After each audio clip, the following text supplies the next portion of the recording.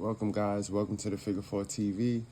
Now, today is The Way I Saw It, WWE Monday Night Raw reaction, Netflix.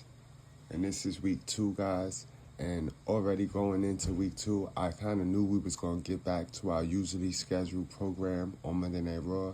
So I know all of the bells and whistles that we used on night 1, the premiere show, I know we was going to get rid of that. So I already looked forward to a better show. And I'm not saying last week wasn't good, because I enjoyed last week. I enjoyed the PLE, because it was like a mini PLE last week.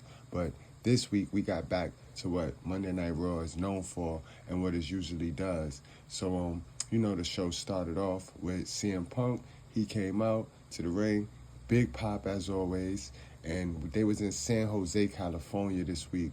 So CM Punk addressed his victory over Seth Rollins, and as soon as he said he was moving forward, Seth Rollins' music hit. Seth came out, and they got into a little back and forth. At first, I thought Seth was going to give him the credit for beating him, but Seth got interrupted by Drew Mack. All of us thought Drew Mack came out there for Punk, but Punk shut him down real quick. Great promo work here by all three of these guys, and this was just a good segment for all three to enter this year's Royal Rumble, and we gonna be in for a great treat. This might be the biggest the most star-studded Royal Rumble since 1992. We got a lot of people declaring for the Royal Rumble so far, guys. We got John Cena, we got CM Punk, Roman Reigns, Seth Rollins, and Drew Mack. Right there. All of them right there. CM Punk also gave a nice little shout out to the firefighters in California, and also WWE. Throughout the show, they promoted the Red Cross to help with the wildfires, guys.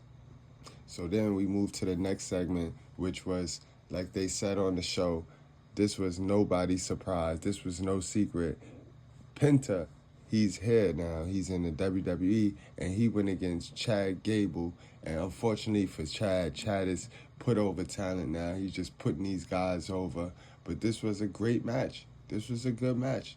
I have no complaints with that. Penta, he got the win, and he officially is on the roster. So can't wait till his brother Phoenix come on over. Ray Phoenix come on over. But I don't know what's the holdup with AEW.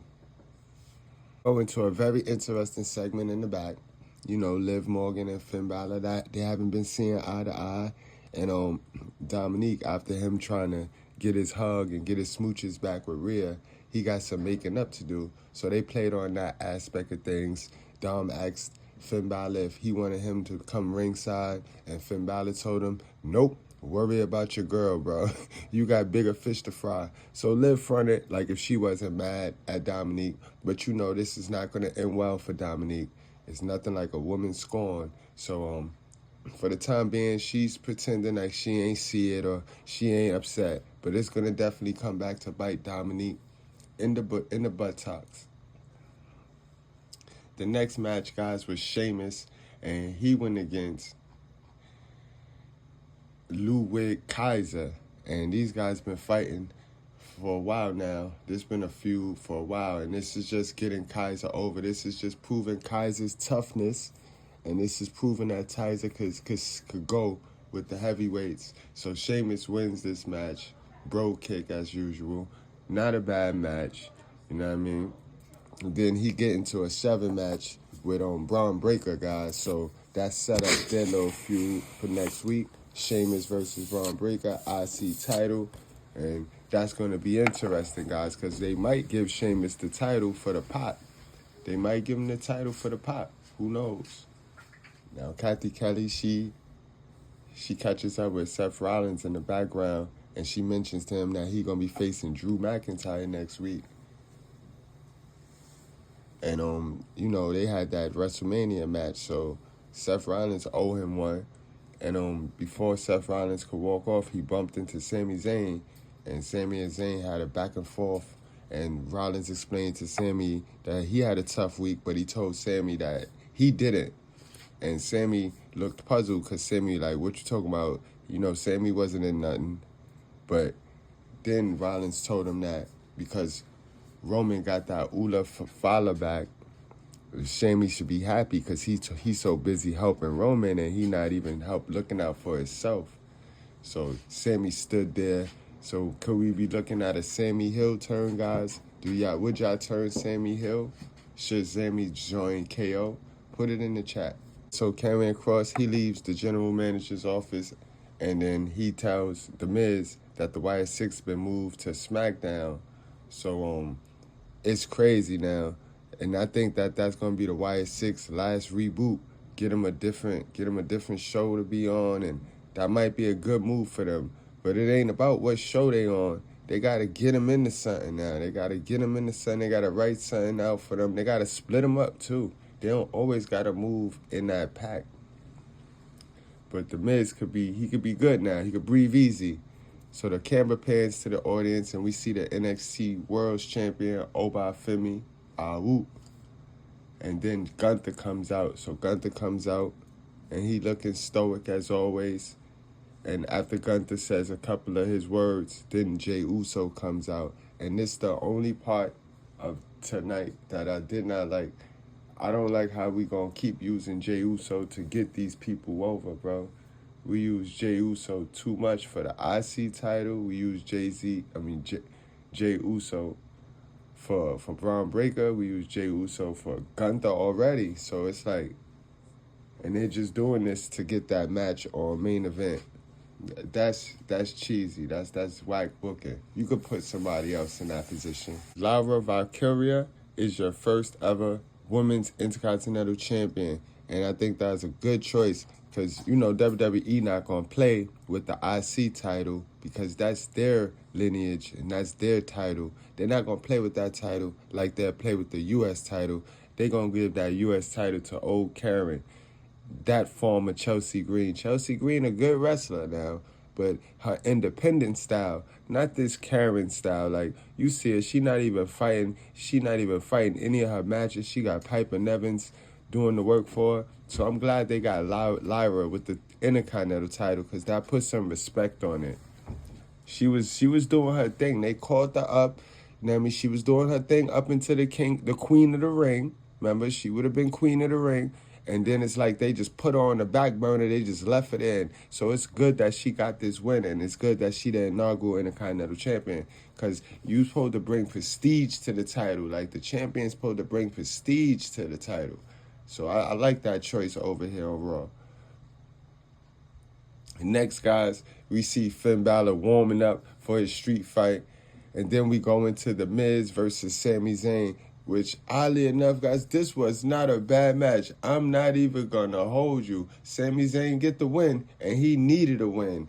And I mean, Sami Zayn needed a win. So we probably giving Sami Zayn a win here so that then we could take it away from him. He's going to probably be used to build somebody up because we gave him the win here. And it sucks. It sucks how they treat Sammy, Jay. They have their specific ones over here on Monday Night Raw, and they do them wrong. But in any event, we go to a segment with the Women's World Champion Rhea Ripley.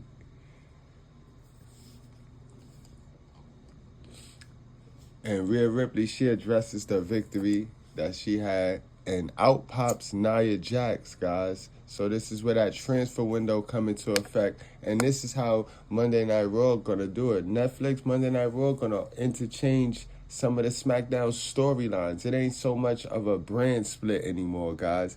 They're able to interchange and interlock storylines from all over.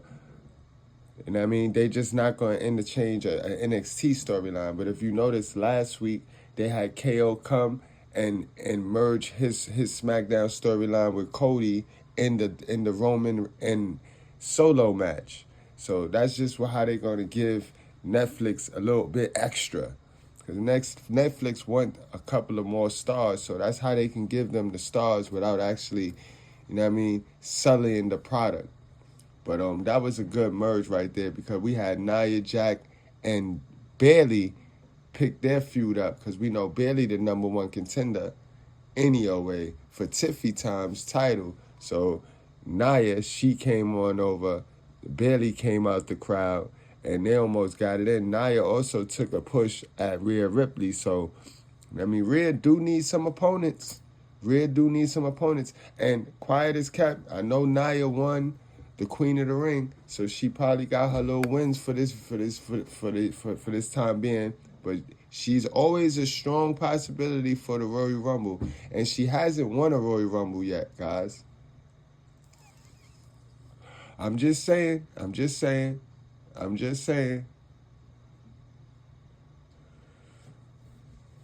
And now we go into our main event. And at this time, guys, the show is flowing. I can't even hold you. Monday Night Raw is flowing now.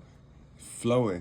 And we didn't even get to the mega part because right after this match right here, guys, which was a good match, they did some things. It kind of went AEW. You know what I mean? But it was good. And both guys worked. They worked their ass off. I think they overworked and they overdid some things, but in any event, they both worked, and it was a good match.